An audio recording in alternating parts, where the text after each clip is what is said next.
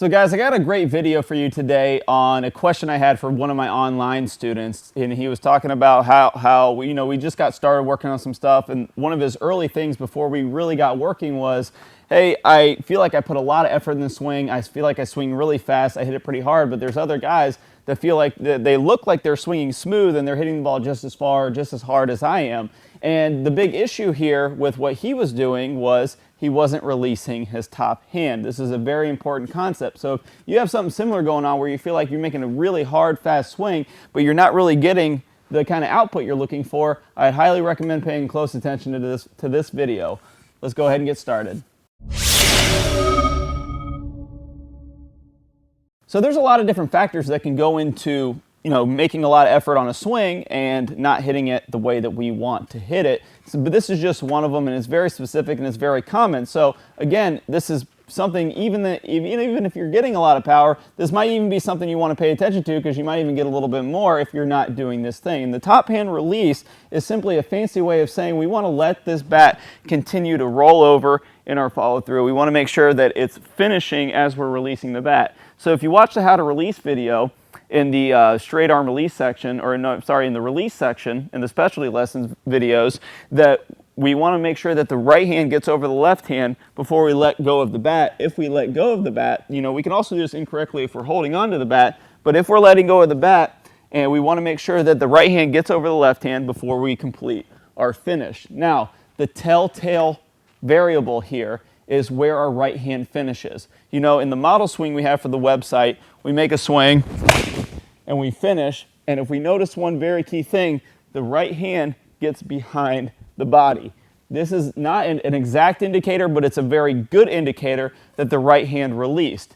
From my online student, what he was doing was he was making a pretty good swing. He had a couple issues, but he was making a pretty good swing, and he would make a swing and his hand would finish in front of his body versus around his body, meaning he wasn't releasing his top hand. So if you guys are looking at your swing on camera and you notice that your hand is finishing in front of your body, you're probably not getting nearly the amount of output you could in your swing. So how do we fix this, and what are the issues? Well, the issues, starting out with why this happens, the first one's an easy one, is that we have an improper grip on the bat. We're not getting into an ergonomical door knocker over door knocker position while holding the bat in the fingers of our hands.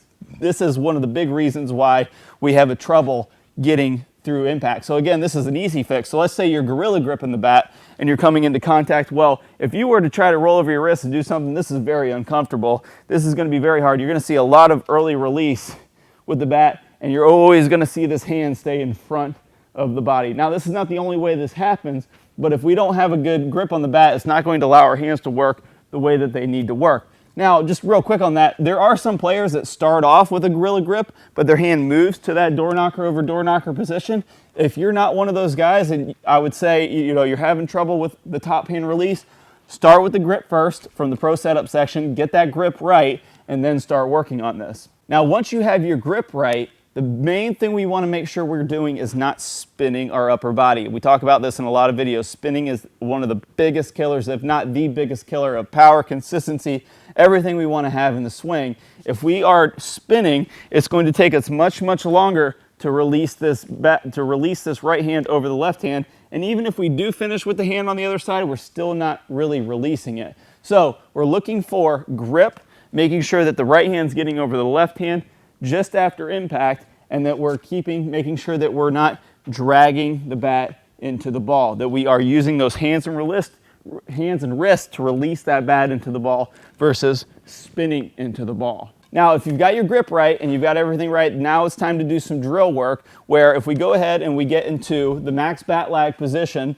like we talk about in the bat lag section, we load stride, we get into this max lag position. This is very, very important. We already have drills for this. It's called the early release drills, that we want to make sure that we are releasing this right hand over this left hand. So right here, you don't have to worry too much about releasing the bat early. What I just want to see is both hands staying on the bat and getting that right hand over the left hand. And then what we're going to do is we're going to start doing that at about 25%. And then we're going to, like everything else we do, we want to gradually pick up the speed as we go. So we're going to load stride. We're going to get into that max lag position. I'm going to try this out about 50% speed. And all my conscious thought right here is I'm trying to get that right hand to roll over the left hand with some force right here. I'm really trying to release that top hand into the ball. So I'm really getting that right hand over the bat. So after we hit about 50% and we can get that right hand to really stay on the bat and release through contact, now I want you to give it some speed, and I really want you to keep that same focus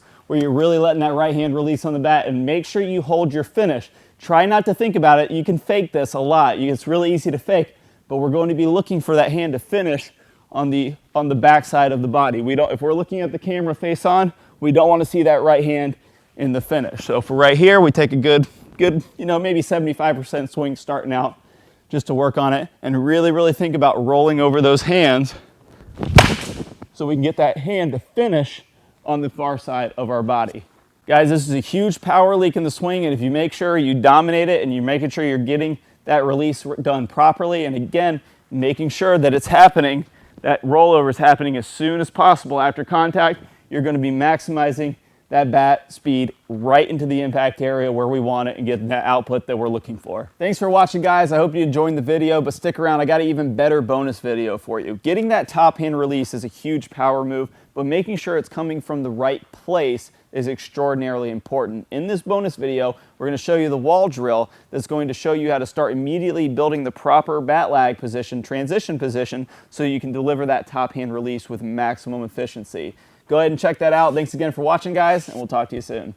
Today, I'm going to show you the #1 move that kills bat lag. But most importantly, we're going to do a drill that will instantly give you a tight transition into bat lag and have your swing looking drastically better today. The move that I'm talking about here is when we're going into our transition and the bat lays down, and now the only thing that we have to rely on for bat speed is our pure strength. From Mike Trout, he does this really well. You'll see as we pause him here in the max bat lag position, his barrel is really high, and you can see that it's barely dipping into that line. You can imagine if this was a nail and this bat was a hammer, if I was trying to hammer this nail in like this would be kind of like me dumping the bat. But if I'm letting this hammer swing and slam into this ball over and over again, I'm going to be very efficient. Now, I'm sure you guys are ready for it by now. Let's go ahead and dive into the wall drill. All right, guys, here we go, the wall drill.